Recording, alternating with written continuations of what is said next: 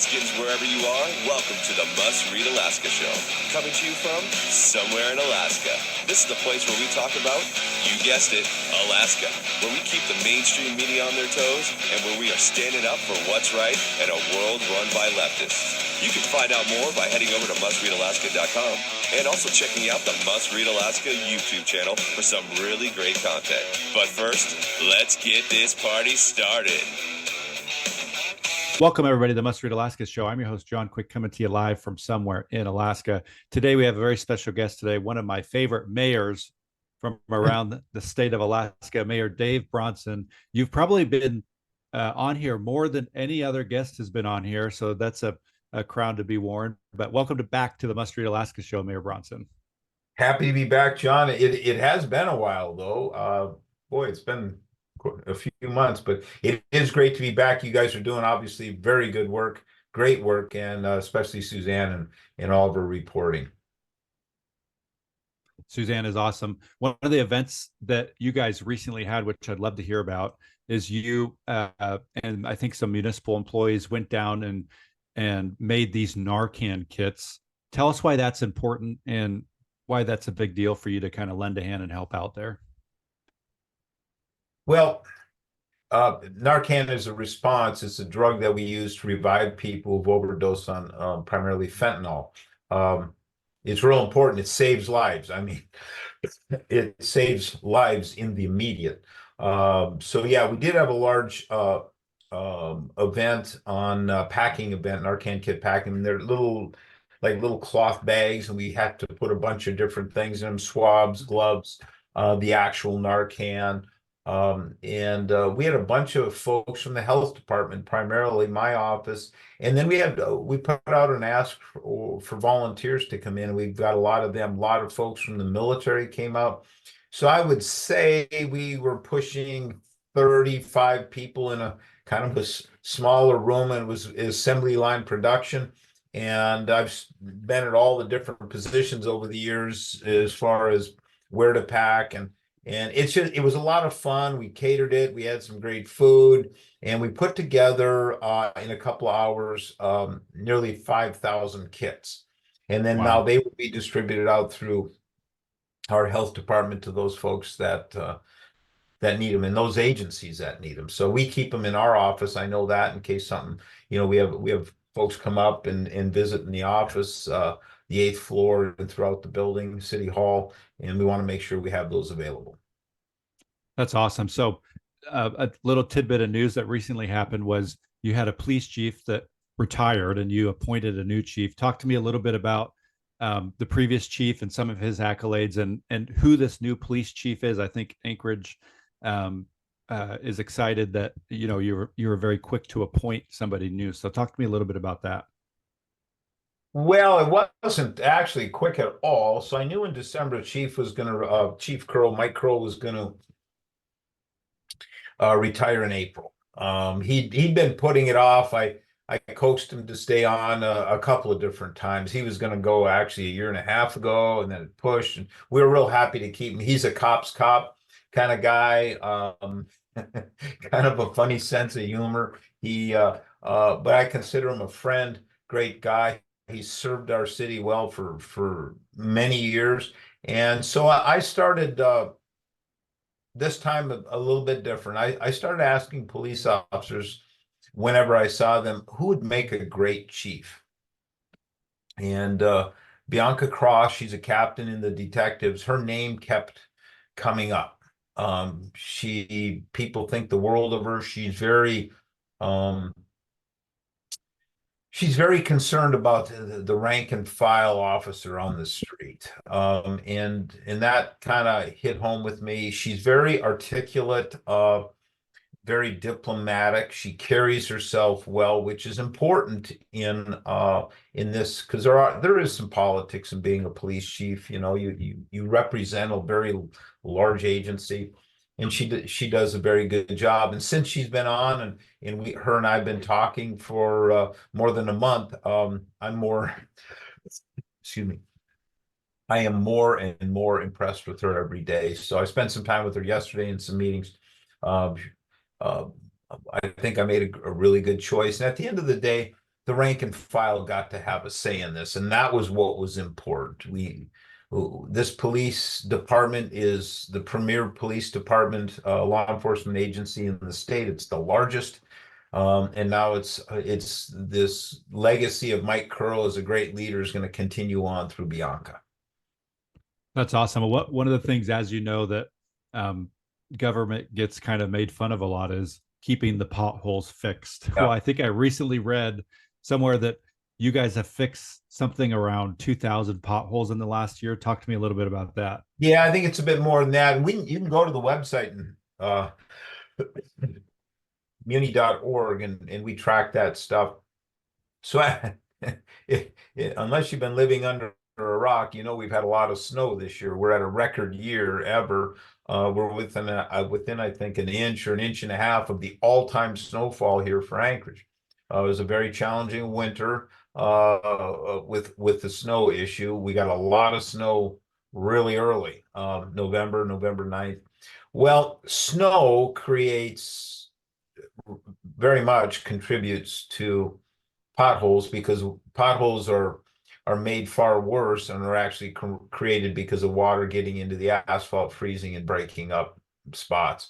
And so we've been on the pothole issue, hitting it really hard because we saw it coming with all the snowfall. We've had we're trying to get our contractor to open up the hot asphalt plant sooner, because right now we're just doing cold patches and they're not real good. We've patched holes, and then a week or 10 days later, more water gets in, traffic hits it, and the potholes come apart. They reappear essentially. So once we get into the hot asphalt plant being open, that period of time, and I think that's another week or two, we've been trying to get them to open up early.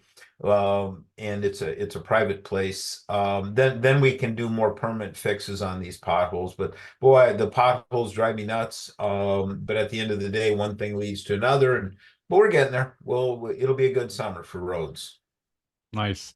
Well, one of the things that the Senate and the House are in the middle of working out their budget. They recently approved, I think, $4 million for helping out with the homeless solution there in Anchorage. Right. Talk to me about why that's important for the city of Anchorage and what that could potentially go towards.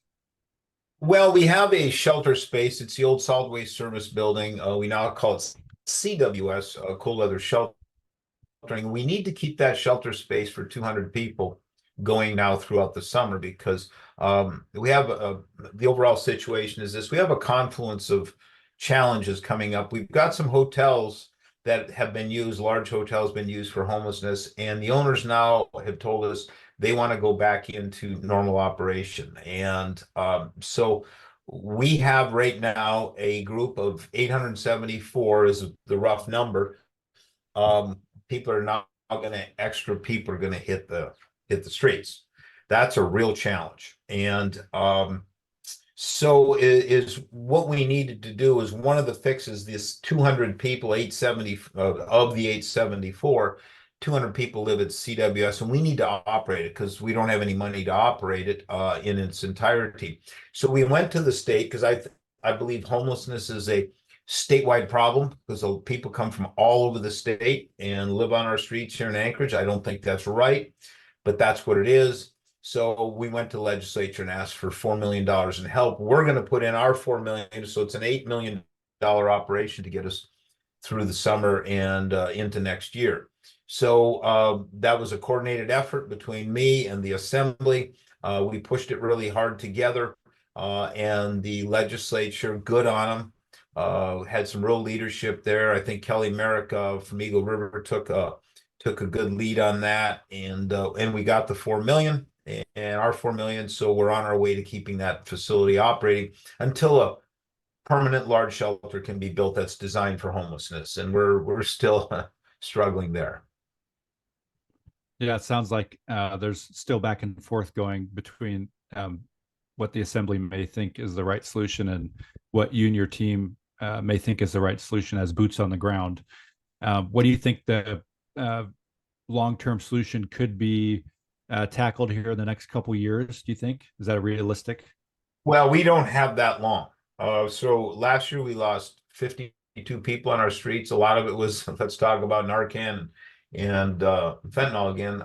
I get the reports, all the reports for when someone dies on our streets. And, we have a name, and we're not allowed to say cause because the medical examiner hasn't determined that.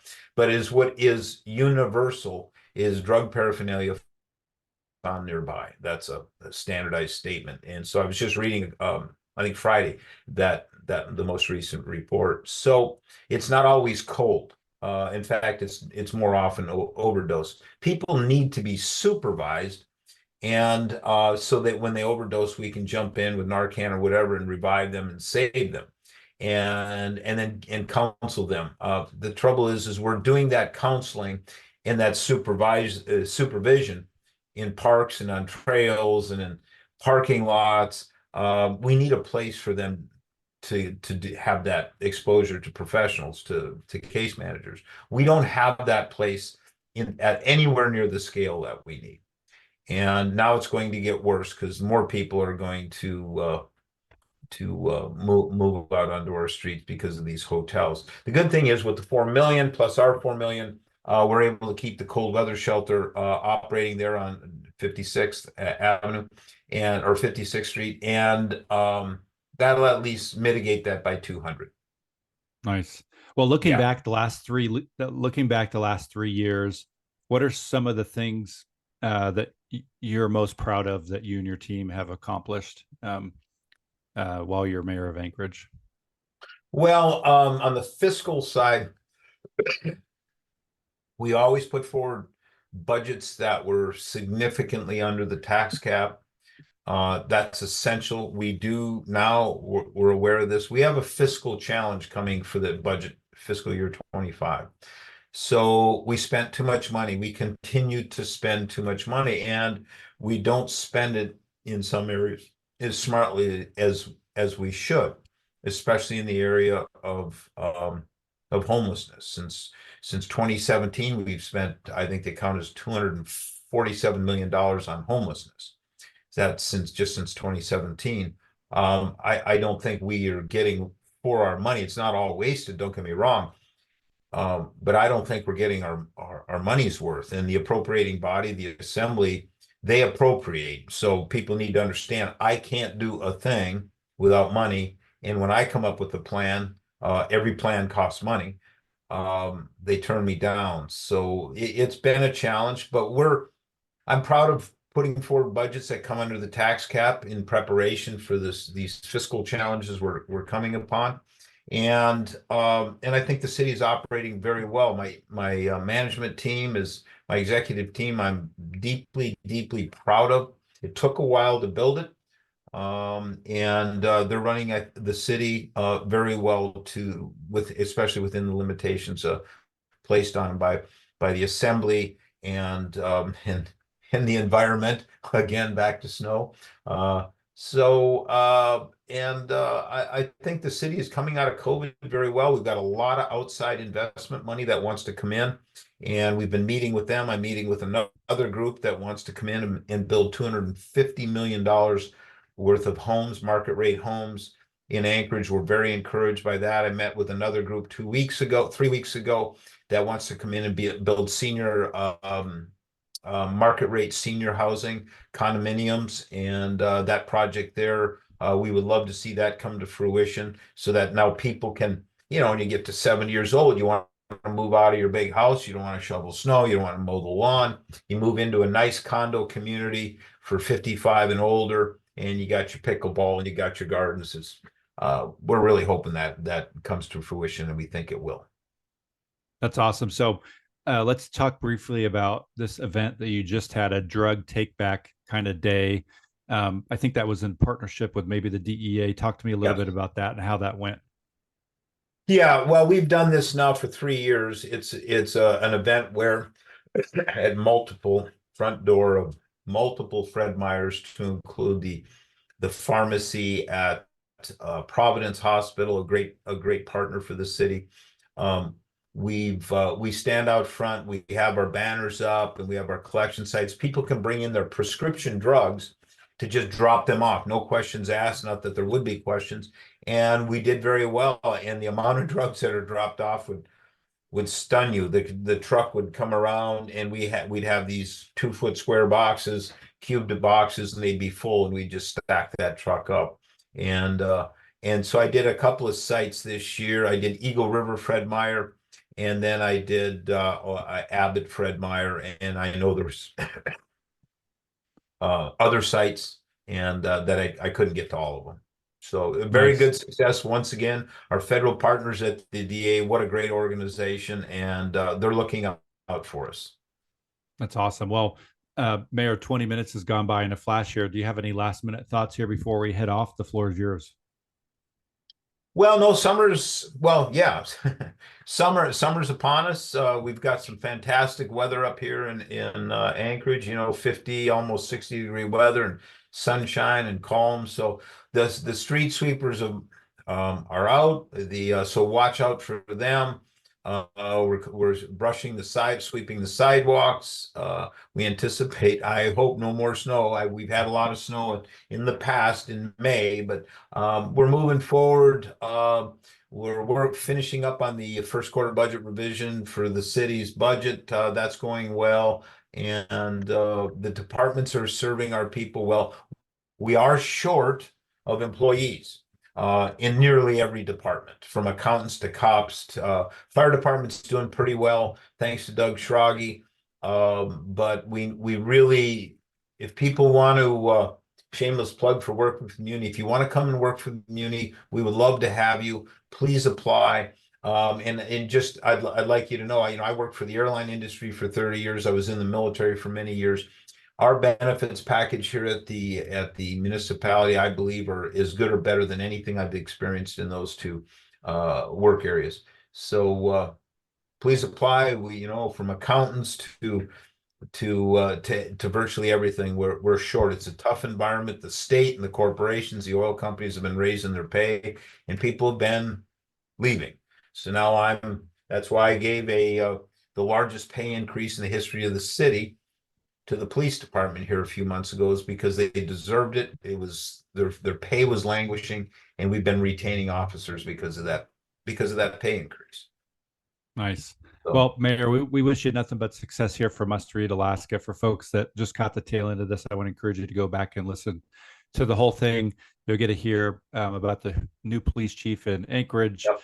Filling of the thousands of potholes that are taking place, and how successful the drug take back program recently was. Yeah. For folks that listen, watch, and read Must Read Alaska, if you want to help keep the lights on here at Must Read Alaska, just go to mustreadalaska.com. On the right-hand side, there's a little donate button. Every $5, $10, $100 helps keep the lights on here at Must Read Alaska. If you want to sponsor the Must Read Alaska show, just email me, John, JOHN, at mustreadalaska.com. You could be the sponsor of the #1 podcast in Alaska. Mayor, thank you so much for joining us. You're welcome back anytime. Until next time, I'm John Quick from somewhere in Alaska.